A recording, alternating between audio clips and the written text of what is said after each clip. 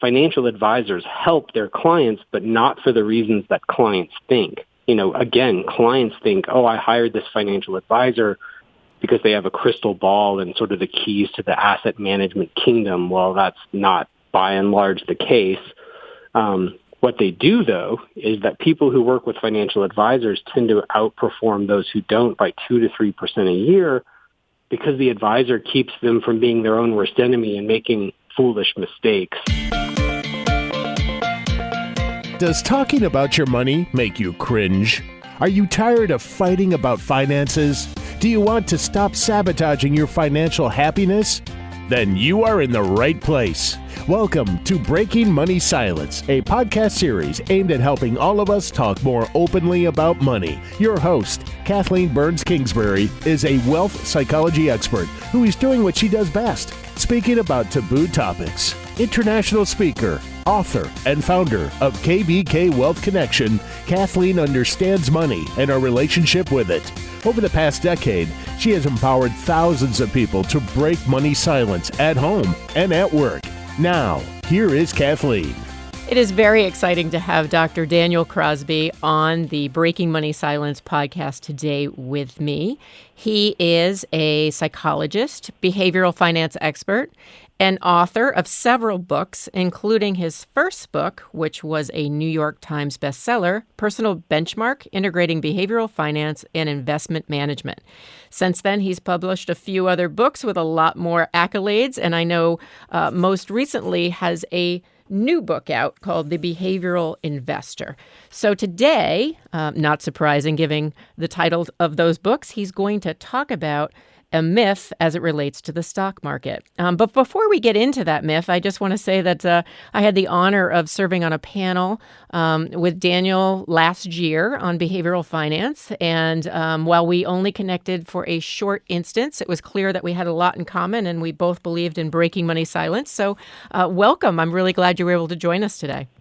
Yeah, it's my pleasure. And I have to just say that you were a joy on that panel. I hate panels. I find them almost universally boring. And the panel that you were on was not boring because we had a couple of characters on the panel, and you handled yourself very, very well in the face of, I thought, some people who could have been a little bit tough. So you did a great job, and it was not a boring panel. Thank you. More on that later, but I appreciate the compliment. So let's delve right into your myth. Today, you decided to bring the money myth. Stock selection is the best indicator of wealth creation. Tell the listeners a little bit, Daniel, as to why you picked that myth, what the motivation was there. So it's interesting. Professionally, I'm a clinical psychologist by education. So I'm a shrink, like a lay on the couch and tell me about your mom shrink. And so, I came into the world of finance about a decade ago as very much an outsider. And so from the outside looking in, I embarked on this study of market psychology with a belief that, hey, if you could be, Warren Buffett, if you could be Stanley Druckenmiller, if you could be these folks who generate these eye-popping returns, that's the secret to getting wealthy, is just putting up a big number year after year.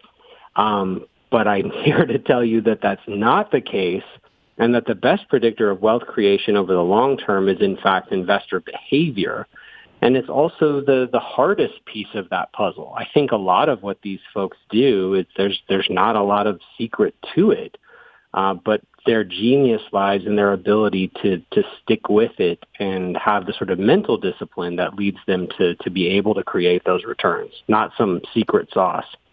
It's interesting because when you turn on the media and you listen to, what people are saying on TV, or you read something, you often think, oh, somebody has it figured out. And if I could just figure out who that person is, then I could follow them and do exactly what they'd do, and I'll be rich too. But what you're saying is that's not the case. Yeah, so my favorite study that speaks to this, and it's just insane. Like, you won't believe these numbers when you hear them. So let's say that we had godlike ability to discern which asset managers we're going to outperform most handily over a 10-year period, right? Like we think this would give us, we'd be all set. But let's say you could have guessed the fund that was going to outperform from 2000 to 2010. It was a focused equity fund that returned 18.5% per year. So you're doubling your money about every 3 years, 3.5 years, just incredible returns. So the fund gets 18.5% a year. I want you to guess what the average investor in the fund got. Do you have a guess? I'm going to go 8%. Negative 11%. Oh, wow. Because what happened, and you and I know that in a focused fund like this, there's a lot of volatility because it's not all that well diversified. And so what happened was the fund had great ups and great downs, even though the ups outweighed the downs over the long term. So what would happen is the fund would go up 100%. The fund would run up dramatically. It would be in the news. People would pile their money in. And then the fund would do what all funds do and what the market itself does, which is it would mean revert. It would go down for a while. Everyone would go, we made a mistake. That was dumb, bad move. And they would jump out. Then the fund would do well again. Everyone would pile back in. So on a time-weighted average, the time-weighted average was, 18.5%.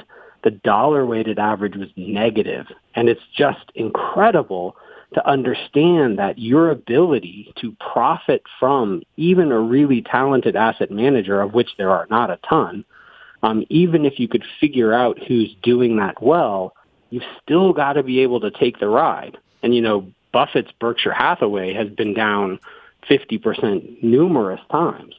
And so for him to have accumulated the kind of wealth he has, he's had to take a 50% haircut again and again and again. And so it's really about investor behavior. So why do you think it is that I feel like we learn this lesson? Well, we don't learn the lesson. We do this over and over again, right? We do exactly what you're talking about in that we sell when it's low, we buy when it's high, and we continue to make that mistake as an investor. So what can we do about it? Well, the best thing and the simplest thing you can do is to just automate your process, right? And for most people, that's as simple as, sweeping money out of your account every month or every 2 weeks and into an investing account and just kind of leaving it alone. In The Laws of Wealth, my second book, I looked at over 200 studies on discretionary decision-making, so like, free will effectively, versus rules-based decision-making, and found that 94% of the time, the rules beat the discretion. And the cool thing is the rules beat the discretion and they save you the headache, right? So not only do you do much better on average, you just don't worry about it. And so for the average person, you just need to automate your saving, you need to automate your investing, and then go about more meaningful and more interesting pursuits than the kind of things that you and I have to think about all day. So why do you think the industry for so long has kind of perpetuated this myth that somehow stock selection is the best indicator of wealth or the best way to create wealth? Well, it's appealing, right? When I was a psychologist, when I was a clinical psychologist, I guess, one of the first things I would always do was assess people's nutritional regimens, their exercise habits, their relationships. And I felt like that was very key to mental health, being active, eating the right things, not abusing substances, things like that. And nobody wants that. Like nobody wants to hear, look, you should go on a walk every day and distance yourself from your boyfriend who's, upsetting you. What they want is a pill. And I think that for a very long time, returns were the pill that the financial services industry sold to investors, because it's nice to think, well, if I could just discover, the next Buffett, I'd be on my way. It's a much harder ask to say, hey, Mrs. Investor, you need to stay in your seat. You need to do this difficult thing. You need to deal with volatility. You need to manage your behavior.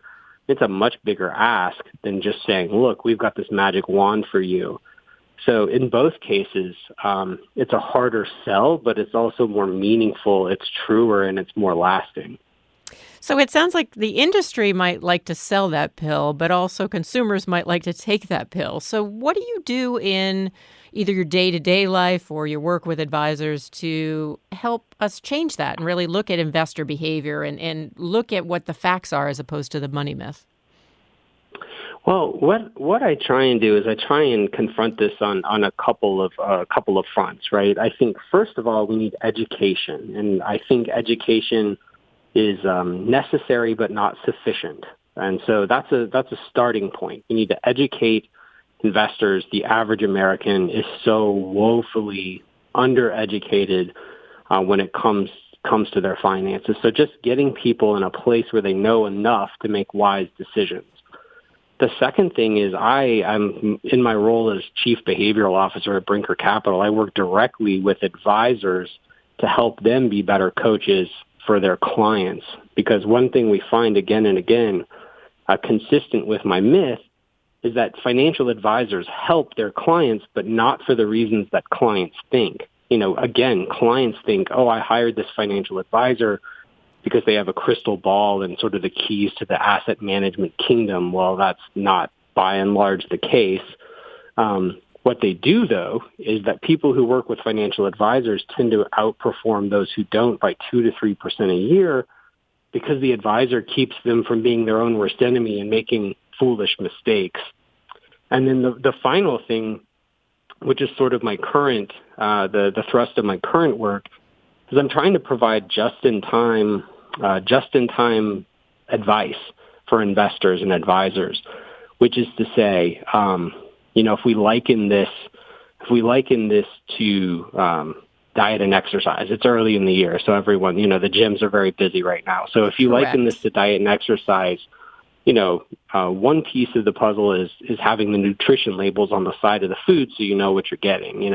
A second piece is maybe working with a personal assistant, a personal fitness assistant, personal fitness coach. And then a third step would be if someone could kind of slap the donut out of your hand right as you're about to eat it.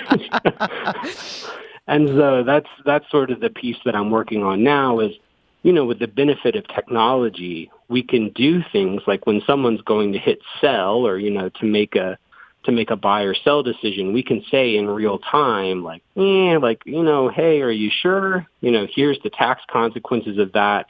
This isn't consistent with your plan. Are you sure you want to do that? So I think, this combination of education, advice, and just-in-time intervention, I think it takes all three levels for us to do something as difficult as stay the course in volatile markets.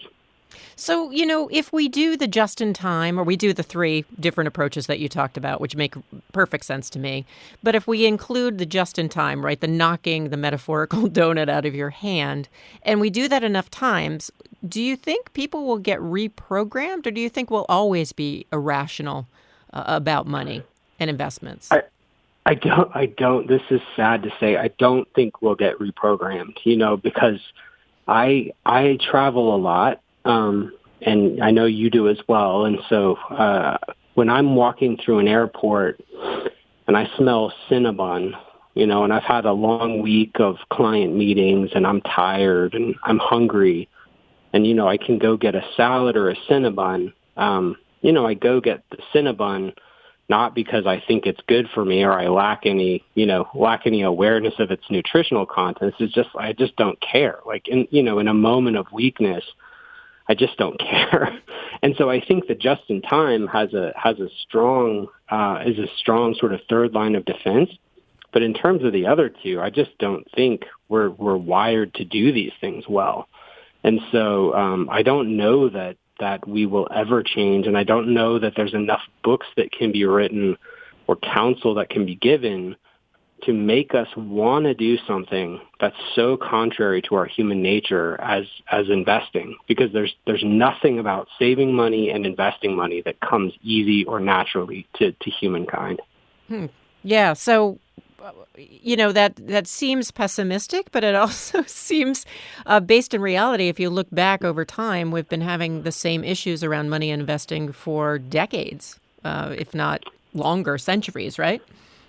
Yeah, I think, maybe it's pessimistic, or hopefully it's just realistic, because I think when you're honest with yourself about your own failings and your own propensities, it's only then that you're able to surround yourself with the right support systems and put yourself in the right situation. You don't walk by the Cinnabon, you don't turn on CNBC, you don't read the article that says, about the analyst estimate of Apple next quarter, whatever it is that you're avoiding, or, you can put yourself in situations that are conducive to good decision making and avoid those that aren't. So I think that sort of an awareness of how the mind and body and psyche work with respect to money are a necessary first step to know how to arm yourself. Well, and I also think, Daniel, the more you talk, the more I realize that our two backgrounds are, so similar. And what I'm thinking about in terms of the work I used to do in the body image and eating disorder field is the idea of a behavioral chain, and that there's certain behaviors that lead you to either under, overeat, or whatever your symptom might be, and that it's about breaking the chain. And it sounds like with technology, you're really looking at how do we help people break the chain? How do advisors help? But in the just in time, how in that moment do we break that chain and allow people the potential to make a different decision and a healthier decision around their money? Yeah, absolutely.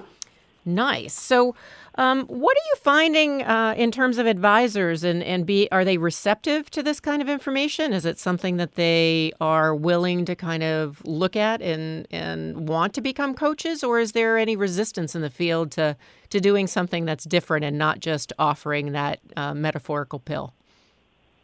I find very little resistance to it. I find a great deal of enthusiasm and very little resistance. I do find a dearth of application, though. Like, I think most advisors, they'll hear me or, someone like myself or you give a talk, and they'll go, yes, yes, absolutely, I'm bought in. I love this. And it sort of comes down to what next, because it's harder to sell behavioral coaching and hand-holding and emotion management than it is to sell, panaceas and cure-all pills. And so I think there's a lot of enthusiasm, and then folks like you and I have a responsibility to develop tools that are equal to that enthusiasm. So for the advisors, the enthusiasm and then giving them the tools, but what can somebody who's a consumer or client who's listening in right now, is there anything that they can do differently? Obviously checking out some of your books and gaining that insight and that education. Any ideas what somebody could do that's listening in that could help them start to make this change for themselves?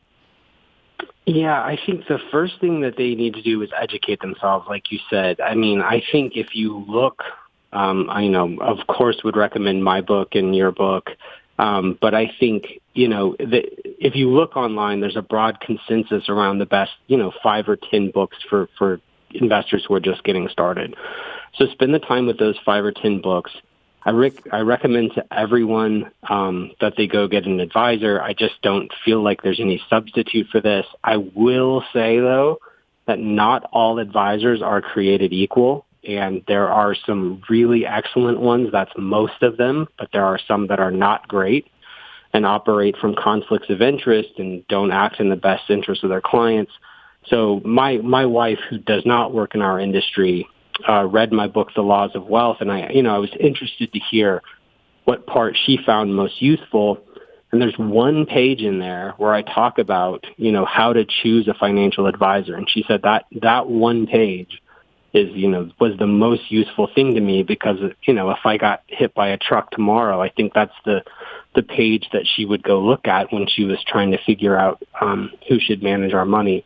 So yeah, that would be, educate yourself and then go find some help, but find the right kind of help and do a little work around what the right advisor looks like. And at a high level, what are some of the things people should be looking at? Well, they should look at experience. They should look at designations like a CFP or other designations, an MBA or a CFP or advanced designations. They should look for someone who talks candidly about their fee structure. People, I think a minority of people, research I've seen shows that a minority of people know how their advisor gets paid or what they get paid, which is shocking to me. So ask that person, how do you get paid? And if they're cagey about that, run far away. Exactly. And then the other thing I would look for is also just connection. There's research that in the psych literature that the best predictor of whether or not someone gets better is just the level of rapport that they have with their therapist. And I think that generalizes to our world to say, look, you're probably not going to receive the right kind of coaching or take the advice of someone you just don't click with. So I think it's an underappreciated part of looking for an advisor to say, hey, do I like this person? So I think those are a couple of places to start. I have 10 things listed in the book, and I can only remember those 4 off the top of my head. That's okay. It was a book ago, and Yeah. that's something that certainly people who are listening can check out the book, The Laws of Wealth, as well as the most recent one, The Behavioral Investor. And I think those are good tips. I think with the transparency of fees, what's really interesting is sometimes the fee structure in this industry is so convoluted, depending on who you're seeing, that sometimes it can be even hard for the advisor to be able to explain it to you. And I often think if the advisor can't explain it to you, not even that they're being cagey, that it's so confusing, that it may not be the model for you. And I also absolutely agree with the fit and connection. And one of the things I just like to add is I have found that the fit and connection is important, and that may change over time given what's going on in your life. I mean, ideally, you have the same advisor your entire life.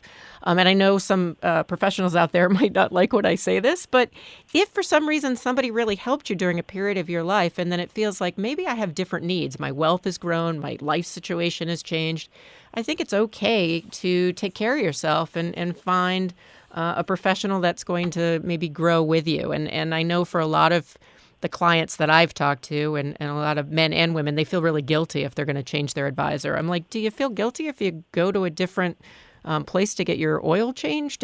I understand there's a higher level of a connection, but it's really about taking care of yourself. Yeah, I couldn't agree more. So what is one tip you'd like to leave our listeners with, and knowing that, it's a mix of financial advisors as well as consumers that listen to Breaking Money Silence? So this is a tough one. So the first I've given 3 TEDx talks, and everyone has received fewer views than the one previous. So I'm just getting worse and worse at giving TED Talks. Not necessarily. So my first and most popular TEDx talk was called "You're Not That Great," and it was all about the power of realizing your own level of personal mediocrity and basically just owning that you're subject to the same foibles and biases and mistakes as the next person. And I think that this is especially good when it comes to investing. So we have a tendency to think that we're better than the next person, or that, bad things happen to other people but not to us, or other people will make boneheaded moves in the market, but we're going to buy low and sell high. And I think one of the hallmarks of a great investor and someone who's going to become this millionaire next door who's able to build wealth over time is to read books about what investors do and not point to other people, but to point at themselves and go, yeah, that's me. I do these things too. One of the dangers of behavioral finance, this field that I work in, is that people read these books and go, wow, aren't people stupid and don't people make silly mistakes? Never realizing that they're a person too, and that they're subject to all those same things. So one tip I'd give is to recognize your own susceptibility to all the bad things that anyone else does, and to set guardrails in place to prevent them from happening. I love that because it's really accepting our humanness and that it's okay that we make mistakes and surrounding ourselves with support and, that's the way we're going to be able to do the best in life in general. And then I think also certainly around our money. So thank you so much for hanging out and chatting with me today and, chatting with our listeners about your work. It's really fascinating, and I can't wait to see what you come up with next. Thanks so much for having me. Thank you for listening to Breaking Money Silence, hosted by Kathleen Burns Kingsbury, a wealth psychology expert, author, and founder of KBK Wealth Connection. If you like what you heard today, be sure to subscribe on iTunes or your favorite podcast app and leave a review. Also, share this episode with your friends and family. It is a great way to get the conversation started. For more money talk tips and information, or to hire Kathleen to speak at your next event, go to www.breakingmoneysilence.com.